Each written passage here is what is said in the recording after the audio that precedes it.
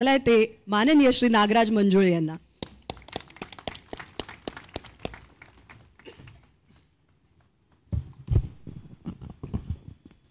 नमस्कार. आणि आनंद वाटतोय की आपण आपल्या भाषेचा गौरव करण्याच्या निमित्तानं सगळेजण इकडे जमलो आहे. पण भाषा रोज बोलायची आणि एखाद्या दिवशी फक्त तिचा अभिमान बाळगायचा अशी गोष्ट नाही मला वाटतं. तर तिचा अभिमान रोज बाळगला पाहिजे आणि ती अभिमानानं बोलली पाहिजे. आणि परवा पुण्यात एका कार्यक्रमात आम्हाला सूत्रसंचालकानं महेश सर होते, सगळे होते, त्यांनी विचारलं की तुला काय वाटतं भाषा किती दिवस टिकेल मराठी.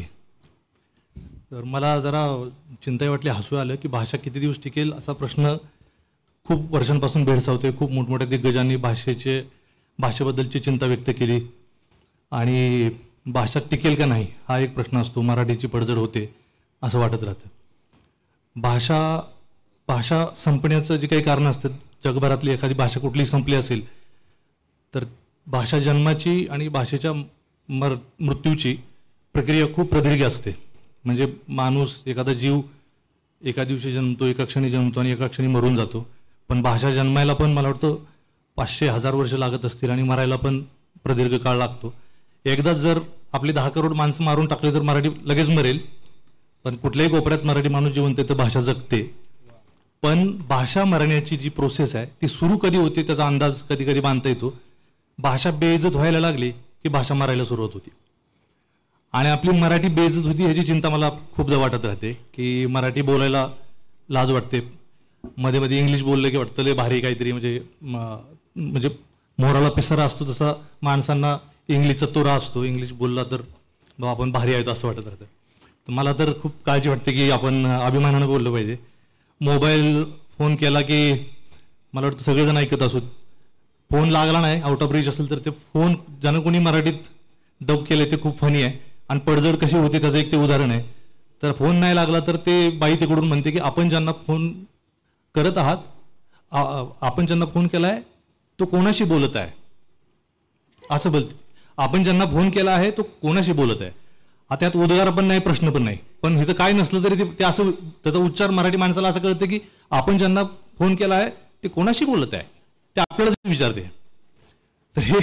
तर ते तर कोणाशी तरी बोलत आहे. ते हिंदीतून डायरेक्ट कुणीतरी केले तर आपण ज्यांना फोन केला आहे ते कोणाशी आहेत असं पाहिजे ते.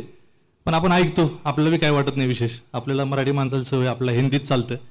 उद्या आम्ही सगळ्यांनी हिंदी पिक्चर केलं तरी तुम्ही बघणार, मराठी नाही केलं तरी काय फरक पडणार नाही. त्यामुळं सगळी दिग्गज मंडळी आहेत म्हणून चिंता व्यक्त केली आणि आनंद वाटतोय. खूप कविता आहेत ज्या वाचू वाटतात इतक्या मोठमोठ्या लोकांच्या. पण माझ्या एक आवडती कवी आहे आणि आवडता कवी अरुण खरेंची एक कविता आहे.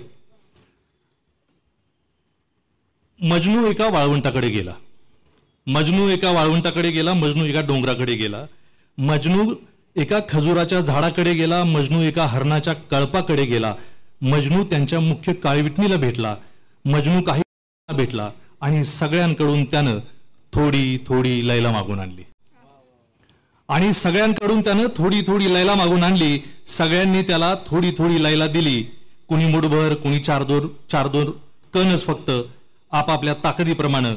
तरी त्याची झोळी रिकामीच राहिली. काही दिवस मजनू भल्या पहाटे उठून रोज नेमानं अगदी फाटकी चाळण घेऊन एका नदीकडे जायचा आणि अंधाड पडेस्तोवर छाननी करायचा घसरत्या वाळूची, वाहत्या पाण्याची.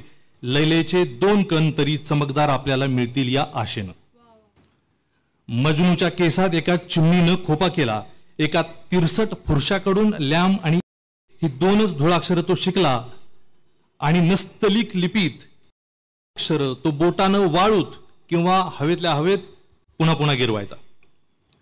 ज्या दगडावर रात्री तो डोकं टेकून झोपायचा तो दगड त्याला हळुवारपणे रोज लैला उलगडून सांगायचा.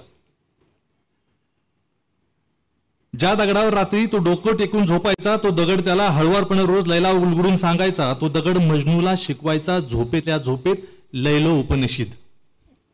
लैलेला लैलेनं गा किंवा लैलेला लैलेनं गुणा, उत्तर मिळतं एकच, लैला. लैलेतून लैला काढून घेतली तर शिल्लक राहते लैला. आणि लैला ही एकच संख्या अशी आहे की जी मजनू अशीही लिहिता येते. तो दगड मजनूला आश्वासन द्यायचा आणि म्हणायचा भेटेल तुला, लैला भेटेल, पण केव्हा? लैलेकडे जेव्हा तू पाठ फिरवशील तेव्हा. एक म्हातारा विंचू तिथं जवळपास एका दुसऱ्या दगडाखाली राहायचा, उपास तापास करायचा आणि ईश्वर चिंतनात सर्व काळ मग्न असायचा. त्याला खूप दया यायची मजनूची. आणि एक दिवस त्यानं जी काही थोडी बहुत लैला गुंजभर होती नव्हती त्याच्या नांगीत, ती सगळीच्या सगळी देऊन टाकली एका फटक्यात मजनूला. आणि आभार मानायला सुद्धा तिथं न रेंगाता तो तीर्थयात्रेला निघून गेला. आयुष्यातले उरलेले 4 दिवस आता परमेश्वराच्या सानिध्यात घालावेत म्हणून. मजनूला दुःख झालं डोंगरा एवढं, मजनूला दुःख झालं तुफान अगदी, मजनूला दुःख झालं धो धो धो. त्यात वाहून गेले किती वृक्ष, किती उंट, किती घोडे, किती खानदानं, किती डेरे.